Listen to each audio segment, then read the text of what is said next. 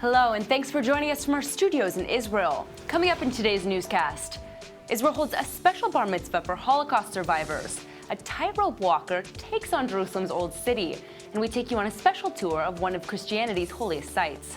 I'm Denise Wood here with the latest news in Israel.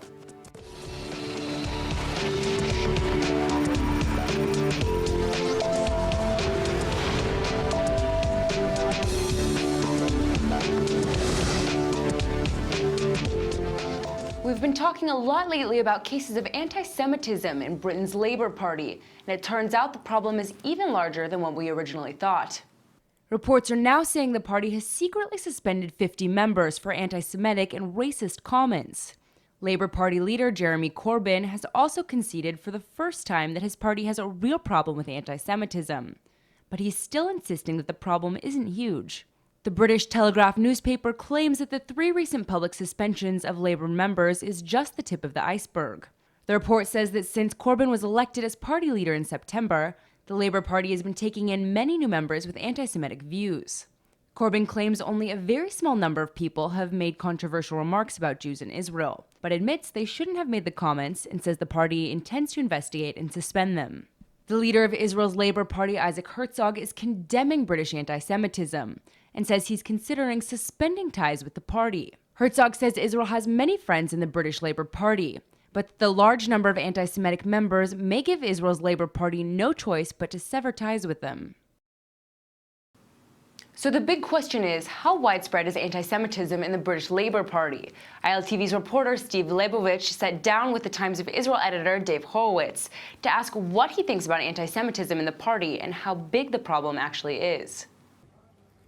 Look, I think the Labour Party fared very badly in the last elections. It was led by somebody who happened to be Jewish, Ed Miliband, who, for Israeli viewers, I think there are certain resemblances between him and Isaac Herzog in terms of being somebody who found it difficult to connect with a wide proportion of the public and who was seen as very, very smart but not terribly charismatic and so on. And then they had these leadership elections, and the radical left was elected to lead the Labour Party. Jeremy Corbyn was somebody on the fringes of the party, and he won election because I think a combination of factors. The other candidates were not particularly impressive, and they had this membership drive in which it became very, very easy to join the party. It cost very, very little, and lots of people who supported Corbyn, evidently, joined the party and elected him. And on the far left in Britain, and it's not only in Britain, there's been an alliance among some with Israel's with anti-Semitic far-right political sentiment. You've had in many parts of the world, including in Britain, this bizarre alliance between radical left and neo-Nazi far-right. I think if there are 50 people who've been kicked out or whatever is the case, when you think of how many people are in the Labour Party, that's not actually all that many. There is some merit to that claim. But I think, broadly speaking, the radical left agenda, which Jeremy Corbyn and Ken Livingstone, and therefore you have to say the Labour leadership, the UK Labour leadership of today, is an agenda that is incredibly hostile to Israel. People talk about Corbyn as being a pacifist. He's not a pacifist. He's called Hezbollah his friends. He's encouraged dialogue with Hamas. These are 2 organizations that seek to destroy Israel. And I saw Mark Regev, Israel's ambassador, making the point, it's not about legitimate criticism of Israel. These are people who want to see Israel destroyed, and some of them are leading the Labour Party, and probably some of them are in the ranks of the Labour Party. British Labour Party leader suspended several leading politicians in his party, and he's also ordered an inquiry into anti-Semitism in Labour. On the other hand, he admits to having friends and contacts in Hamas and Hezbollah. Is Corbyn part of the solution or part of the problem? No, I think Corbyn's part of the problem. He's someone who's encouraged dialogue with Hamas. That's a Hamas that's out to destroy Israel. He's called Hezbollah his friends. I think he's one of those people who one could claim is obsessively hostile to Israel. In other words, someone whose criticism of Israel strays beyond, well, you're uncomfortable with this policy and that policy, and look at all these other countries where we're troubled by as well. I think he and that it's the mindset that has this excessive focus on Israel, as though we were the worst offender when we are anything but. Ken Livingstone and some other politicians have latched on to this absurd revisionist idea that Hitler was somehow a Zionist. How do we counter such arguments? Well, first of all, I'm dismayed at the lack of rigor that I've seen in the coverage of the Ken Livingstone scandal, I would say, in debunking the claim. I mean, the notion that Hitler was interested at any point in the establishment and maintenance of a thriving homeland for the Jewish people, it's obscene to make that claim, and Ken Livingstone knows it full well. And unfortunately, I've seen a couple of historians who've explained why this is absurd. I worry that the Livingstone effort to equate Nazism and Zionism, which is what he's trying to do, and therefore to have people who rightly revile the Nazis, he wants them to revile Zionists too. I wish that I'd seen more of the very calm, here's why this is absurd and ridiculous and contemptible. I haven't seen enough of that.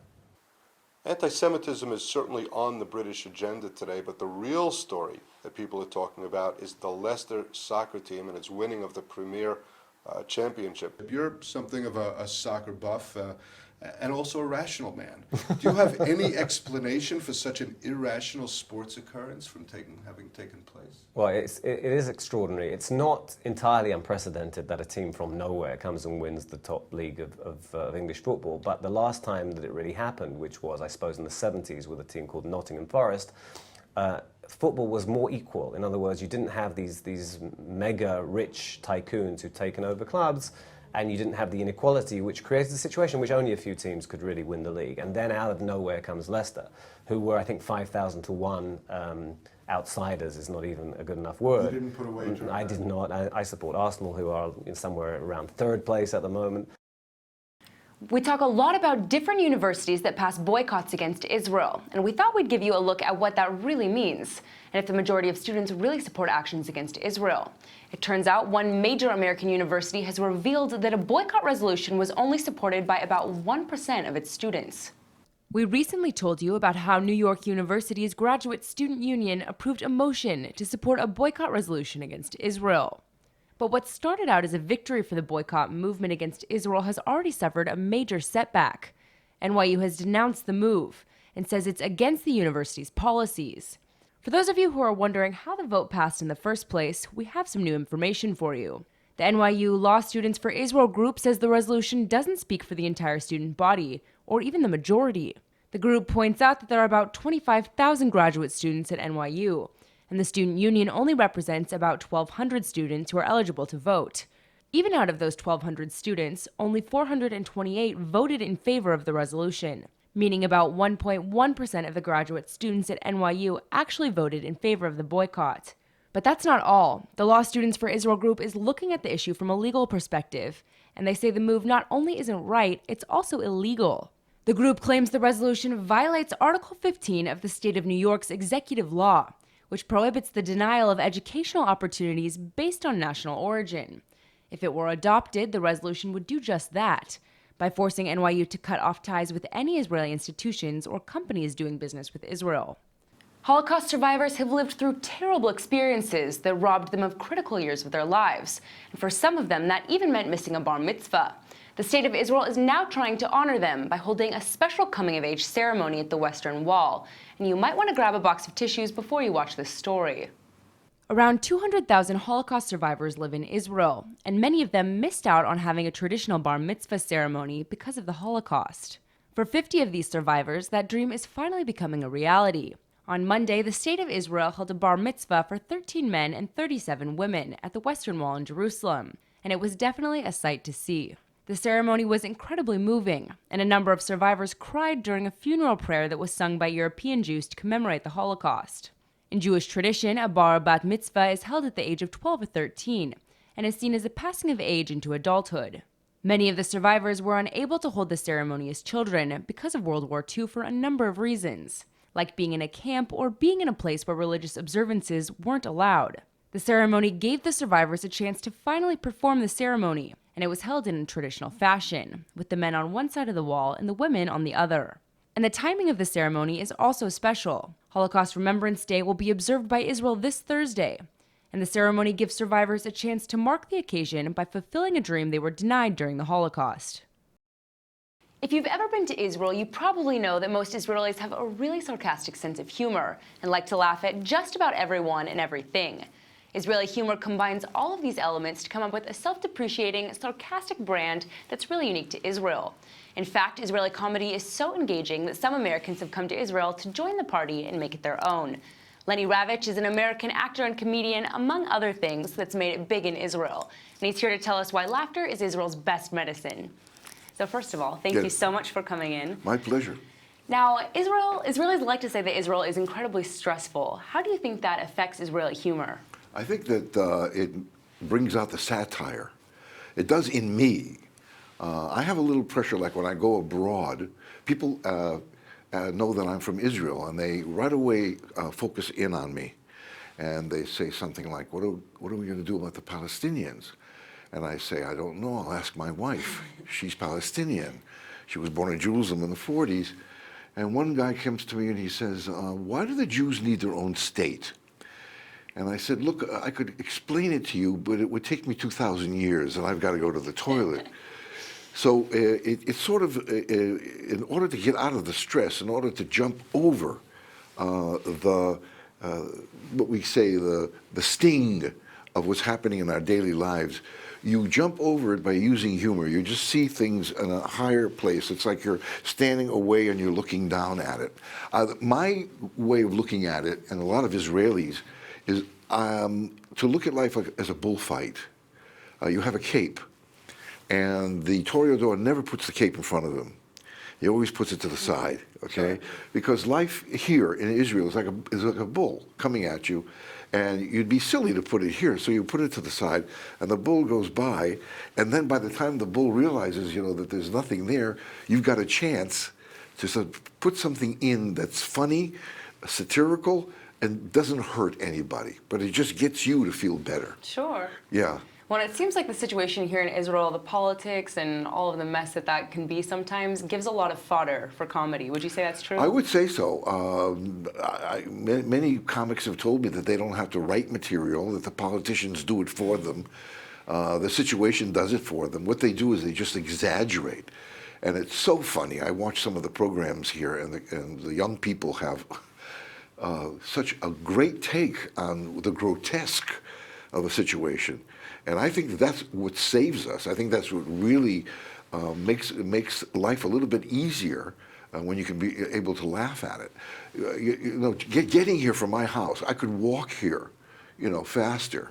It took about a half an hour, and we're about maybe less than a mile away because of the traffic. But I also, I asked the cab driver, don't you get upset that you're in the middle of a traffic jam? He said, I used to get upset at traffic jams until I realized that the traffic jam doesn't care. And so, we were just joking about that all the way over, and somebody would go like this, and I would say, why, he's got a headache, I guess. Or somebody would go like this, oh, he's asking us to open his window. You just flip it around and make it easy for yourself. Definitely. Yeah, by the way, people who do that live longer, and they live stronger. It's called positivity. You don't take anything to heart. Life becomes more or less like entertainment. And why did I become a phenomenon in Israel is because I think I do a thing which is called edutainment. I take life and spirituality and I bring it in a way that's humorous and funny. People laugh, but they get a message at the same time. So I have no competition. The young kids want to be funny. My funny is, well, they say, be funny, make money. But my funny is getting a message across. I use the funny so the medicine goes down. With a little bit of sugar, the medicine goes down. There you go, Mary Poppins for you.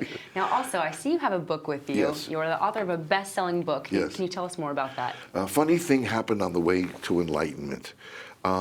It is a way of life, humor, laughter, as a way of life. That when you wake up in the morning, this day is going to be funny. It's going to be entertaining. And I even went through heart surgery, but what I did was I used the entertainment during. As a matter of fact, the doctor begged me to stop making him laugh. He said, "Ravich, I'm in your heart. Stop it." You know, because if you take things seriously, it's a disease. Seriousness is a disease. I take the word disease and I say dis-ease. It's not easy. See what you did there. And even when he said to me, when he looked on the screen and he saw my heart, my vessels and the arteries and everything, he said to me, "You're completely blocked." I said, "That's nothing new. My wife tells me that every day." Don't make me laugh, Ravich. I mean your heart. So you look at life as entertainment. It's a way of life, and that's what the book is about. It sort of trains people to look at life, stand back, and see it as entertainment. Well, I think that's something we all can take away from, and Yeah, I hope put it into practice as well. Thank you so much for coming in today. It's absolutely my pleasure. Thank you. Thank you. Israel is known for being a Jewish state, but its land is home to 3 of the world's great religions: Judaism, Christianity, and Islam. One of the main goals of Israel as a democratic state is to allow people from all 3 religions to celebrate their heritage by visiting their historical sites. We wanted to show you one example in Jerusalem, where one of the busiest tourist destinations is the Via Dolorosa, which is revered by Christians as the path of Jesus' final walk. We'll take you along the path to explain why it's significant to Christians and how Israel has preserved the historical site to this day. Via Dolorosa means the Road of Sorrows, and while the poetic name has led many to imagine the path as quiet and pastoral, it's just the opposite. The famous street is pretty noisy, filled with vendors vying for your attention, and it's surrounded by stone buildings instead of olive trees. But don't worry, this busyness is what Jesus would have actually seen on that fateful Friday. It was Passover week, and Jerusalem was bursting at the seams with pilgrims. So do you think this is what it looked like 2,000 years ago? Do you think it must have changed? Well, 2,000 years ago, it used to be like the palace, Okay. Pilatus Palace. Now it's old tradition, new building. Jerusalem destroyed 6 times and built 7. For as long as Christians have been coming to the Holy City, they've walked the last path of Jesus. While buildings in the area have changed some over the past 2,000 years, the path itself has stayed virtually the same. As time has gone on, the sacred stories of Jesus' final walk have become revered landmarks, otherwise known as the Stations of the Cross. There are 14 stations, and visitors can visit each and every one. We're here at the first station of the Via Dolorosa, known as the Praetorium. This is where Jesus was tried and condemned by Pontius Pilate, and it's really where the whole story starts. Let's go ahead and take a look at the rest of the stops. The second station is just next to the first, and it's where the horrific sight of Jesus' walk actually began. It's here that Jesus was saddled with a cross and scourged by Roman soldiers, leaving him beaten and bloody, with the long walk ahead of him.